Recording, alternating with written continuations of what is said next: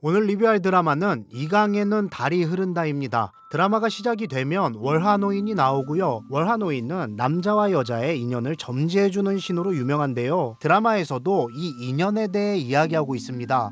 모든 사람들은 저마다 인연을 가지고 태어나고 그리고 그 인연은 붉은 실로 연결이 된다 라고 이야기해요. 아직 드라마의 내용이 나오지는 않았지만 남자 주인공과 여자 주인공은 홍연호로 이어져 있고 엄청난 고난과 시련이 닥치겠지만 결국엔 만나게 될 거다 라는 걸 우리에게 미리 이야기해 주는 거죠. 드라마의 남주인공은 강태호 배우가 연기했고요. 드라마상에서는 이강이라는 이름을 가지고 있습니다. 이강은 조선의 세자인데 세자빈, 그러니까 아내와 몇 년 전 사별한 상태고요. 아내를 잃은 당시의 상황을 드라마에서 보여주는데 아내의 시신이 얼굴도 알아보지 못할 정도로 물에 퉁퉁 불어 있습니다. 궁전 안에 있는 호수에 빠져서 아내가 죽었는데 바로 찾지를 못했나 봐요. 그래서 굉장히 처참한 상태고요. 이 모습을 본 이강은 서럽게 오열을 하고 있습니다. 그리고 이강은 아내를 너무너무 사랑했기 때문에 아내의 마지막 모습을 몇 년 동안 꿈으로 꾸고 있어요. 그러니까 퉁퉁 불은 처참한 아내의 모습이 매일 밤 꿈에 나오는 거죠. 사실상 지옥을 살고 있는 것과 같습니다. 이렇게 매일 지옥 같은 밤을 보내는 이강은 우울해하거나 침울해할 것 같잖아요. 그런데 반대로 전혀 그렇지가 않습니다. 오히려 밝은 모습이고요. 사람이 좀 가볍게 느껴지기도 해요. 정황상으로 봤을 때에는 아내를 잃은 뒤부터 이강은 변했습니다. 거의 반망난이고요. 오늘도 아침부터 신하들을 쥐잡듯이 잡고 있습니다. 왜 쥐잡듯이 잡느냐? 신하들이 용포를 가지고 왔는데 용포 안감 색깔이 마음에 안 드는 거예요. 그러니까 요즘은 퍼스널 컬러라고 해서 웜톤, 쿨톤 이런 식으로 피부색에 어울리는 색상의 옷을 입는 경우가 많잖아요. 이때는 조선시대인데도 불구하고 이강이 꾸미는 거에 관심이 굉장히 많아서 용포 안감 색깔이 자신의 피부톤과 맞지 않는다고 신하들을 엄청나게 타박합니다. 야, 빨간색이라고 다 빨간색인 줄 알아? 나는 쿨톤이야, 쿨톤. 좀 더 연한 빨강으로 가져왔어야지. 약간 이런 느낌.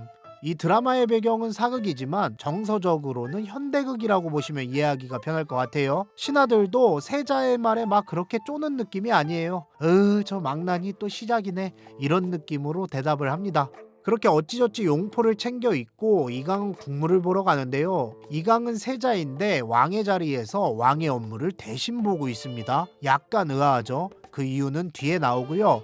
우리가 사극에서 동인과 서인이 싸우는 모습을 많이 봤잖아요. 여기서도 마찬가지로 신하들이 두 패 정도로 갈려서 각자의 의견을 내세우면서 말다툼을 하고 있는데요. 지금으로 따지면 이제 야당과 여당이라고 이해하면 될 것 같아요. 어쨌든 신하들이 진영을 나눠서 말싸움을 하고 있는데 이강은 이 장면을 강냉이를 먹으면서 구경을 합니다. 그러니까 왕을 대신해서 국무를 맡고 있는데 실상은 그냥 놀고 있는 거죠. 그리고 이 과정에서 신하 한 명이 어떤 말실수를 한단 말이에요. 그러자 진구 등장. 진구는 드라마에서 김한철이라는 이름을 가지고 있고요. 신분은 좌의정, 신하 중에 가장 높은 직급이라고 보시면 됩니다.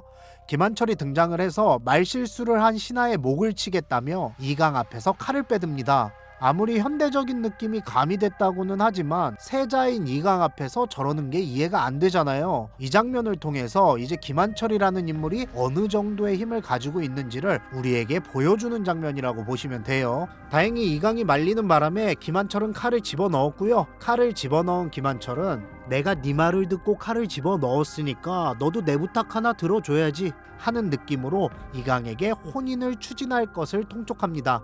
이강 보고 재혼을 하라는 소리죠. 김한철의 말을 들은 이강이 뭐라고 하냐면 저는 그냥 기생집이나 놀러 가겠습니다. 왜냐면 어차피 어세자 아닙니까? 어세자. 어차피 세자비는 자의정의 여식 하고 웃으면서 나가려고 합니다. 그러니까 김한철이 자신의 딸을 세자와 혼인시켜서 나라를 먹으려고 한다는 걸 이강은 이미 알고 있는 거예요. 알고 있지만 딱히 막으려 한다거나 분노하지 않습니다. 왜냐면 거기다 대고 내 이놈 지금 뭐라고 했느냐? 이런 식으로 가면 끝까지 가야 된단 말이에요. 근데 김한철의 힘이 더 세니까 결국 김한철을 어쩌지는 못해요. 그럼 이강의 체면이 구겨지니까 이강은 화를 내지 못하고 빠르게 자리를 피하려고 하는 거죠. 그만큼 김한철의 세력이 어마어마하다는 겁니다. 그리고 이강이 왕의 대리 임무를 맡고 있는 이유도 다 김한철 때문입니다. 김한철이 사람들에게 왕을 모함했어요. 왕이 지금 미쳐 있다고. 왕이 광인이 됐다고 모함하는 바람에 왕은 정신이 멀 멀쩡한데도 불구하고 거의 방에서 갇혀서 지냅니다. 잠시 뒤 화면이 바뀌고요. 김한철은 방에서 갇혀 지내는 왕을 찾아갑니다. 왕을 찾아간 김한철은 본인의 욕망이나 욕심을 숨기지 않습니다. 겉으로 예의를 지킬 뿐이지 왕한테도 대놓고 말을 해요. 내가 전하의 광증이 심해졌다고 하면 전하의 광증은 심해진 겁니다. 방에 처박혀 계세요. 뭐 이런 식으로 대놓고 말을 합니다. 사실상 완전히 권력을 장악한 거죠. 단지 김한철은 왕가의 피가 없을 뿐입니다. 그래서 김한철은 왕가의 피를 얻기 위해 자신의 딸을 세자와 혼인시키려고 하는 거죠.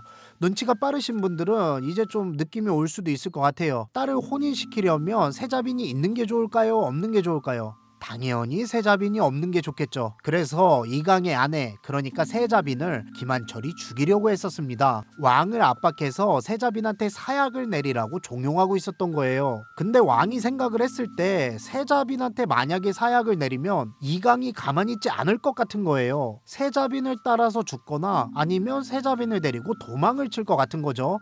그래서 왕이 어떻게 하냐면 세자빈을 조용히 불러서 세자를 살리고 싶으면 네가 자결을 해라, 이렇게 말을 합니다. 결국 이강을 사랑했던 세자빈은 이강을 살리기 위해 궁 안에 있는 연못에 몸을 던지고요. 그대로 익사해서 목숨을 잃게 된 겁니다. 이 모든 정황을 이강도 나중엔 알게 되고요. 세자빈을 따라서 자결을 하려고 했으나 결국 자결하지 못합니다. 왜냐면 세자빈이 자신을 살리려고 목숨을 내던졌는데 세자빈을 생각해서라도 당연히 죽을 수가 없는 거죠. 어쨌든 지금 현재 왕권은 김한철의 손아귀 안에 있고요. 화면이 전환되면서 분위기가 180도 전환이 됩니다. 밝은 느낌의 영상이 나오면서 여자 주인공 등장. 여자 주인공은 김세정이 맡았고요. 드라마상에서는 박다리라는 이름을 가지고 있습니다. 박다리는 여자 보부상이에요. 보부상이 조선시대에 그렇게 높은 신분이 아니라서 양반의 자식들한테 돌팔매질을 당하는 수모를 겪기도 하는데요. 박다리는 전혀 기죽지 않고 위기 상황을 늘 잘 헤쳐나갑니다. 그만큼 성격이 밝고 쾌활해요. 충청도 사투리로 장사를 하고요. 장사도 씩씩하게 잘해서 박다리가 가져온 물건들을 사람들이 대부분 좋아합니다. 이 물건 좋아요, 한번 써보세요 하면서 능글능글하게 잘 파는 거죠. 그럼 박다리에게도 안타까운 사연이 있는데요. 그건 바로 박다리가 기억상실증에 걸려 있다는 겁니다. 몇 년 전에 물에 빠져서 죽을 뻔한 경험이 있었는데 그 사고 이후로 물에 빠지기 전의 기억을 완전히 잃어버린 상태입니다. 물에 빠진 박다리를 구해준 건 박다리의 양고모 박홍란이라는 여자인데, 박홍란이 기억을 잃은 박다리에게 말해주기를 너는 한양에서 도망친 노비다. 한양에 가면 추노꾼들에게 잡혀갈 수 있으니 절대 한양에 가서는 안 된다 라고 일러둡니다. 여기에서도 이제 예상이 가죠. 사실 너는 절대 한양에 가면 안 된다 라는 말은 클리셰적으로 봤을 때 너는 절대 한양에 가야 돼 라는 말하고 같거든요. 그리고 모두가 예상한 대로 얼마 뒤 박다리는 한양으로 가게 됩니다. 물론 갑자기 그냥 간 건 아니고요. 한영감이라고 예전에 박다리가 신세진 양반이 있는데 그 양반이 부탁한 일을 하기 위해서 어쩔 수 없이 한양으로 갑니다. 한영감이 부탁한 일은 시간 관계상 생략하도록 하겠습니다. 그냥 한영감의 심부름을 하기 위해 박다리가 한양에 가게 되었다, 이렇게 이해하고 넘어가고요. 그렇게 박다리가 한양에 가면서 본격적인 사건이 터지기 시작합니다. 아까 이강은 기생집에 간다고 했었잖아요. 그래서 한양 거리를 돌아다니고 있는데 우연히 한양에 온 박다리를 보게 된 거예요. 근데 뭔가 낯이 익어. 왜냐면 박다리의 모습이 세자빈하고 닮았거든요. 이강은 박다리에게 시선을 빼앗기게 되고요. 박다리는 이강의 뜨거운 시선을 느끼게 됩니다. 시선을 느낀 박다리는 이거 추노꾼이구나, 고모가 이래서 한양 가지 말라 그랬구나 라고 생각하면서 달아나기 시작합니다. 그러니까 이강을 추노꾼으로 오해한 거죠. 그렇게 박다리는 이강의 눈을 피해서 어느 건물 안으로 들어가게 되고요. 그곳에서 옷을 갈아입다가 나무 위에서 시계를 구경하던 남자 이훈이라는 인물을 보게 됩니다. 박다리가 옷을 갈아입고 있었으니까 남자를 보면 당연히 놀라잖아요. 그래서 소리를 빽 지르는데 그 소리에 놀란 이훈은 손에 있던 시계를 바닥으로 떨어뜨립니다.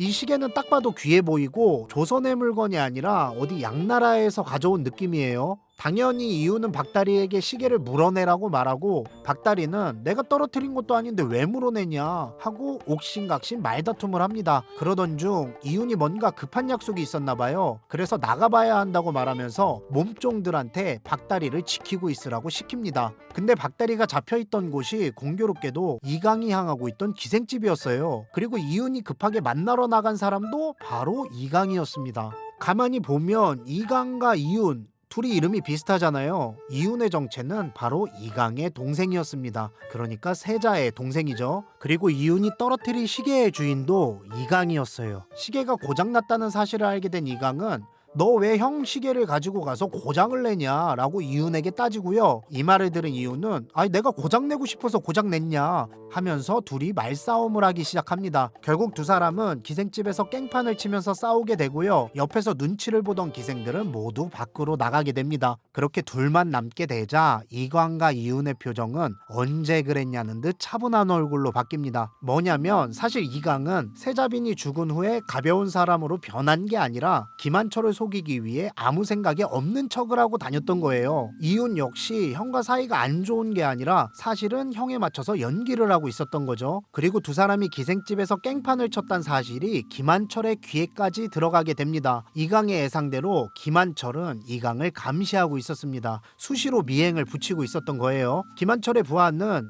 역시 세자는 망나니입니다. 이런 식으로 보고를 하는데 김한철은 들은 대로 믿지 않습니다. 세자가 망나니인 척 연기하고 있는 거일 수도 있다고 생각을 해요. 아주 철두철미한 거죠. 괜히 권력을 손에 잡은 게 아닙니다. 같은 시간 방에서 갇혀있던 박다리는 어쨌든 이곳을 도망쳐야 하잖아요. 시계값을 물어줄 수도 없거니와 한양에 오래 있으면 추노꾼한테 잡힐 수가 있으니까 여기를 도망쳐야 된단 말이에요. 그래서 기생옷을 몰래 훔쳐 입은 뒤에 지붕 위로 올라가서 도망치려 하는데 지키고 있던 사람에게 들키게 되고요. 주변에 있던 사람들은 박다리를 뒤쫓기 시작합니다. 이 사실을 모르는 이강과 이유는 소란스러운 소리가 들리니까 밖으로 나와봤단 말이에요. 그때 이제 지붕에서 도망치고 있던 박다리가 밑으로 뛰어내리게 되고 황금 타이밍으로 이강은 박다리를 받아냅니다. 그렇게 이강은 박다리와 눈이 마주치게 되는데 박다리의 얼굴이 세자빈하고 똑같잖아요. 그래서 믿을 수 없다는 눈으로 쳐다보고요. 박다리는 추노꾼한테 잡혔다고 생각이 들어서 나는 이제 죽었구나 하는 눈빛으로 이강을 쳐다봅니다.